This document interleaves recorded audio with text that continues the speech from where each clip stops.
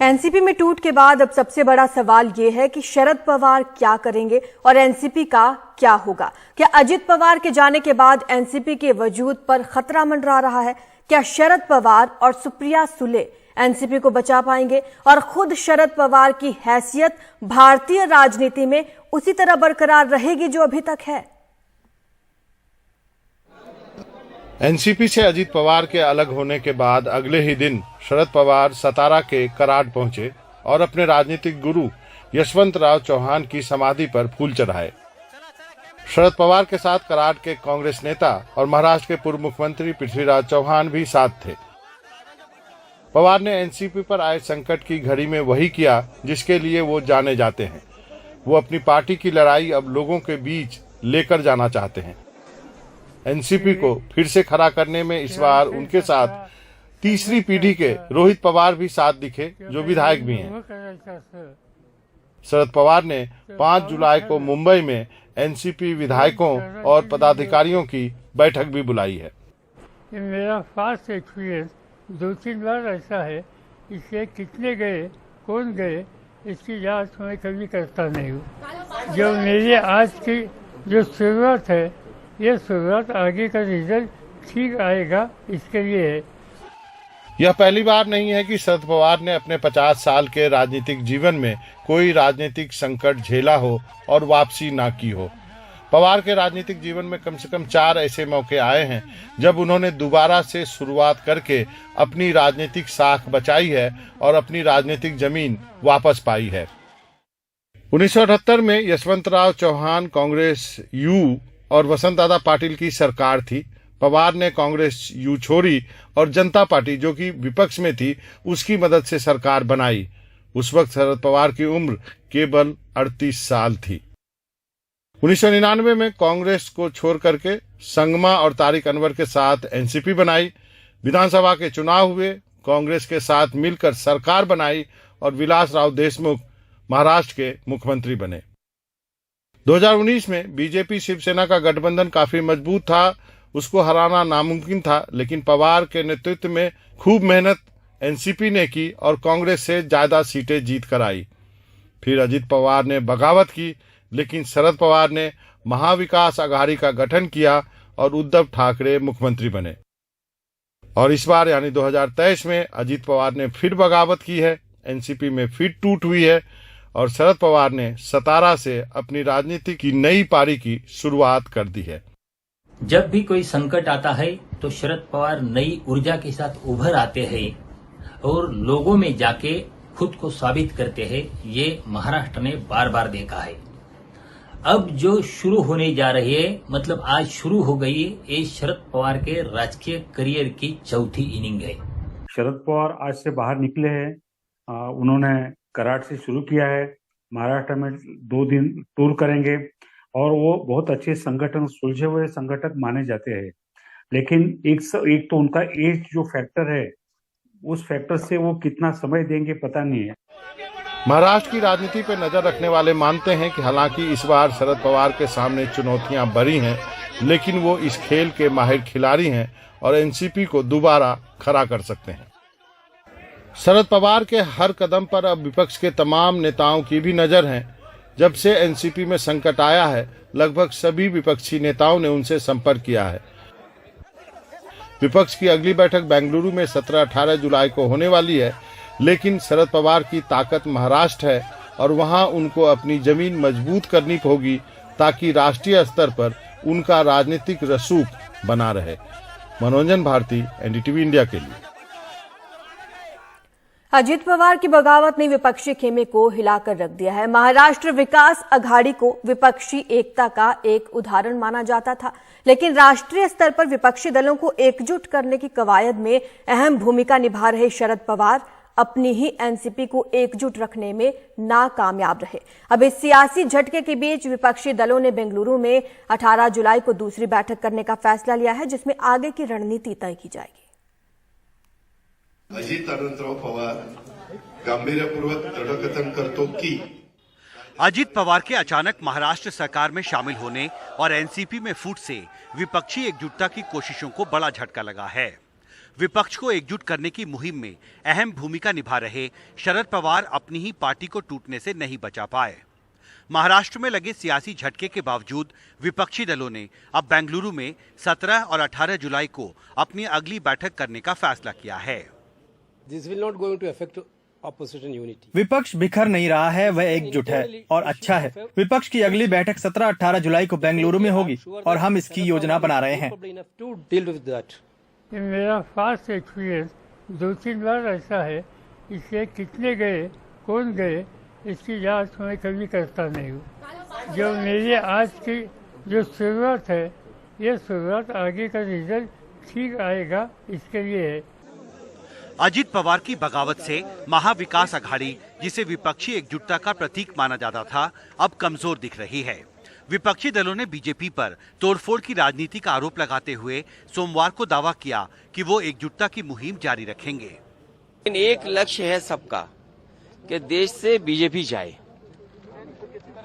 लक्ष्य एक है, जैसे सत्य नहीं बदल सकता है और लक्ष्य भी नहीं बदल सकता कि हम सब लोग मिलकर के बीजेपी को हटाना चाहते हैं। भूमिका शरद पवार जी निभा रहे थे, वो आगे भी उसी तरह से निभाते रहेंगे। एमएलए के जाने से जनता पे फर्क नहीं पड़ता।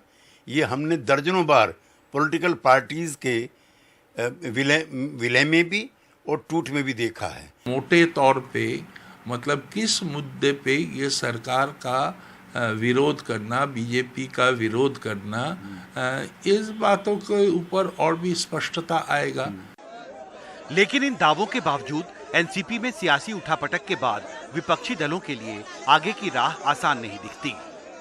इसमें शक नहीं कि एनसीपी में टूट विपक्षी एकता के लिए एक बड़ा झटका है, लेकिन साथ ही ये एक सबक भी है कि राष्ट्रीय स्तर पर एकजुट होने की जद्दोजहद में जुटी विपक्षी दलों को आने वाले समय में अपने घर को भी संभाल कर रखना होगा। मुंबई से सोहित मिश्रा और दिल्ली से उमाशंकर सिंह और कानन पात्रा के साथ हिमांशु शेखर, एनडीटीवी इंडिया।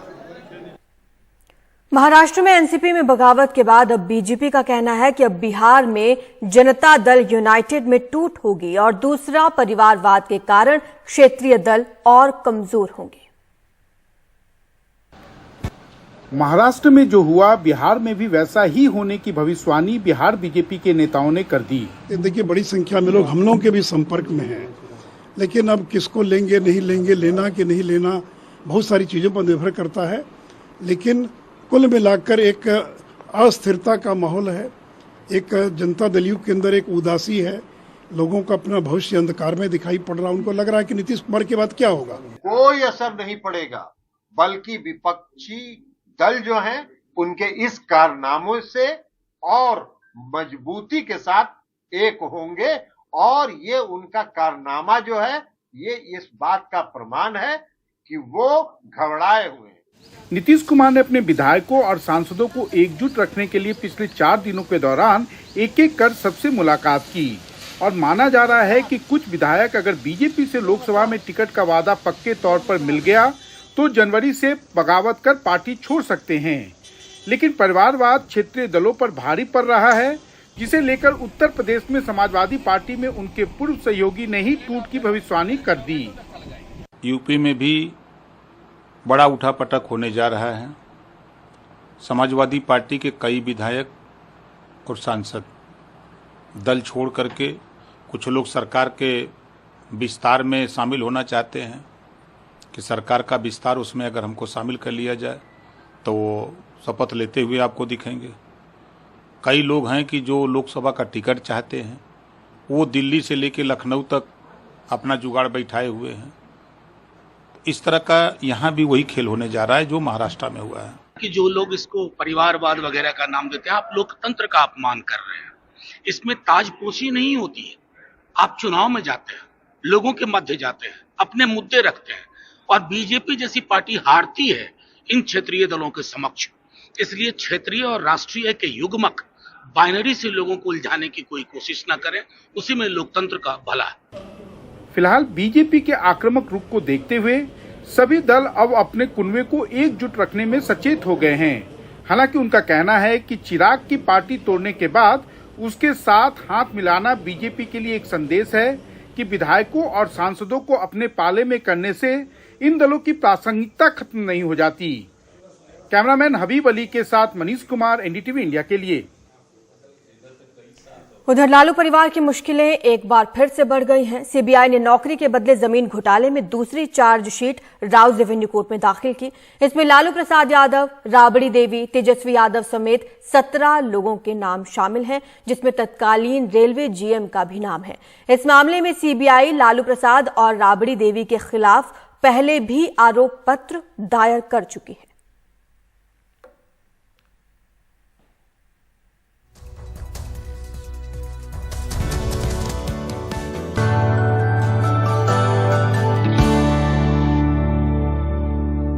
क्या दिल्ली का कूड़ा उत्तर प्रदेश में फेंका जा रहा है? गाजियाबाद नगर निगम ने यह आरोप लगाया है कि दिल्ली नगर निगम गाजियाबाद में कूड़ा फेंक रहा है, जो कि गैर कानूनी है, जबकि दिल्ली नगर निगम आरोप को खारिज कर रहा है।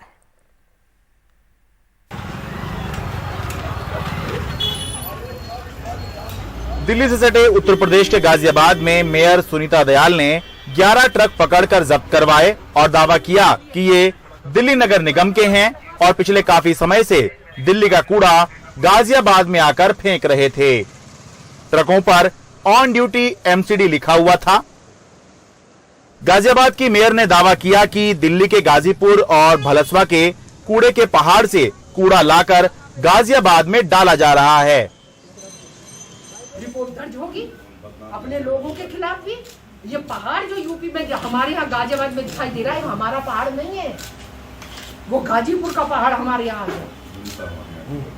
जनता हमारे यहाँ की बदनाम, वो गाजीपुर का कूड़ा है, हमारा नहीं है। और रोहिणी भलसवा का भी कूड़ा है। मामला गाजियाबाद नगर निगम से उठकर उत्तर प्रदेश सरकार के स्तर पर गया तो बड़ा हो गया। जिस ढंग से दिल्ली सरकार ने कूड़ा फेंकने का एक काम कर रखा था, उसको हमने रोक लगाई है, उनके ट्रकों को जब्त किया है, चेतावनी भी दी है और भविष्य में अगर पुनरावृत्ति हो तो कड़ी कार्रवाई भी करेंगे। किसी को भी प्रदेश में गंदगी कूड़ा फैलाने की अनुमति नहीं। दिल्ली नगर निगम का कहना है कि गाजियाबाद में कूड़ा नहीं फेंका जा रहा।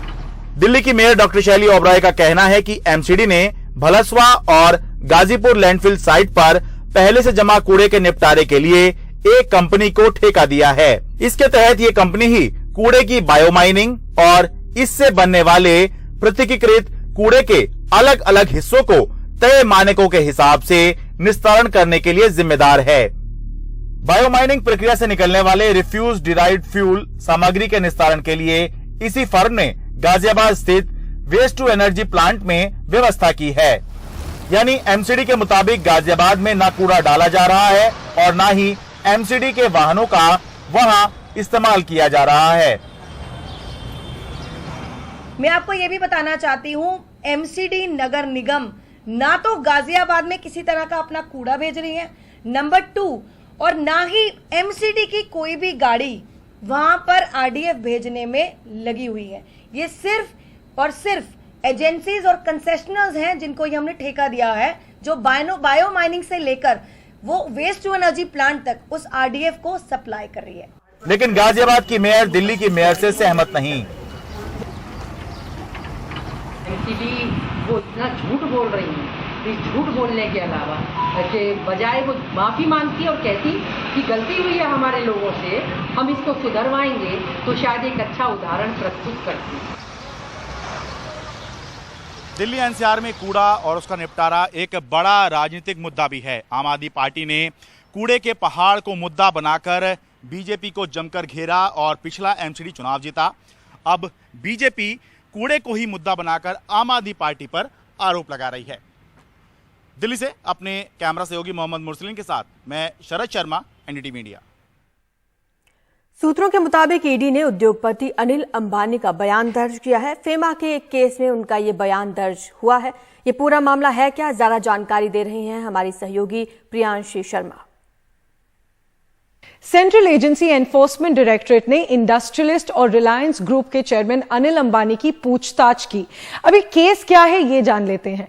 ये अनिल अंबानी पर ये आरोप है कि उन्होंने विदेशी मुद्रा कानून यानी फेमा एक्ट का उल्लंघन किया है, उसका वायलेशन किया है। इसीलिए ये जांच की जा रही है जिसके तहत अनिल अंबानी की पूछताछ की गई। अब एनफोर्समेंट डायरेक्टरेट के सूत्र कहते हैं कि अनिल अंबानी ने फेमा जो एक्ट है उसको वायलेट किया और इसीलिए ये नया केस दर्ज किया गया है फेमा के अंडर, जो कि है foreign exchange management act.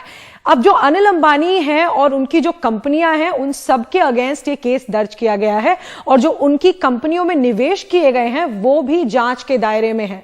Enforcement directorate के सोर्सेज ये भी कहते हैं कि इनकी कंपनी, इसके बाहर जो पैसा जा रहा है, जो बाहर भेजी गई रकम है, उसकी भी जांच की जा रही है। तो ये तो रहा ये केस जिसमें अनिल अंबानी की पूछताछ हुई, जिसमें एनफोर्समेंट डायरेक्टरेट कहता है कि फॉरेन एक्सचेंज जो एक्ट है उसका उल्लंघन किया गया है अनिल अंबानी के द्वारा और उनकी कंपनीज के द्वारा भी। पर रिलायंस ग्रुप के चेयरमैन अनिल अंबानी का यह पहला केस नहीं है। उनके खिलाफ पिछले कुछ साल में कई सीबीआई और इनकम टैक्स डिपार्टमेंट के केस भी रह चुके हैं। 2022 में रिलायंस जनरल इंश्योरेंस पर गड़बड़ियों का आरोप लगा था। जम्मू एंड कश्मीर में कर्मचारी स्वास्थ्य बीमा में गड़बड़ी का आरोप लगा था अनिल अंबानी की रिलायंस जनरल इंश्योरेंस पर सीबीआई के द्वारा। उसके बाद 2022 में 420 करोड़ की कथित कर चोरी के मामले में भी आईटी विभाग यानी इनकम टैक्स विभाग ने अनिल अंबानी के खिलाफ ये जांच शुरू की थी। स्विस बैंकों में रखे अघोषित 800 करोड़ रुपए पर कर ना चुकाने का आरोप अनिल अंबानी पर लगाया गया था। फिर उससे पहले थोड़ा चलते हैं, 2021 में एसबीआई यानी स्टेट बैंक ऑफ इंडिया ने रिलायंस कम्युनिकेशन के खातों में गड़बड़ी बताकर जांच की मांग की थी सीबीआई से। रिलायंस कम्युनिकेशन को एसबीआई यानी स्टेट बैंक ऑफ इंडिया और दूसरे बैंकों के 45,000 करोड़ रुपए से भी ज्यादा देने हैं और इस सब के चलते एसबीआई ने रिलायंस कम्युनिकेशन के खातों में गड़बड़ी का आरोप लगाया था और जांच की मांग की थी। अब उससे पहले 2020 में भी येस बैंक के मनी लॉन्ड्रिंग मामले में एनफोर्समेंट डायरेक्टरेट ने अनिल अंबानी की भी जांच की थी। तो ये सब पहले के केसेस हैं जो अनिल अंबानी के खिलाफ दर्ज हो चुके हैं, पर अब जो नया केस है वो एनफोर्समेंट डायरेक्टरेट का फेमा केस है जिसमें रिलायंस ग्रुप के चेयरमैन अनिल अंबानी की पूछताछ की गई थी।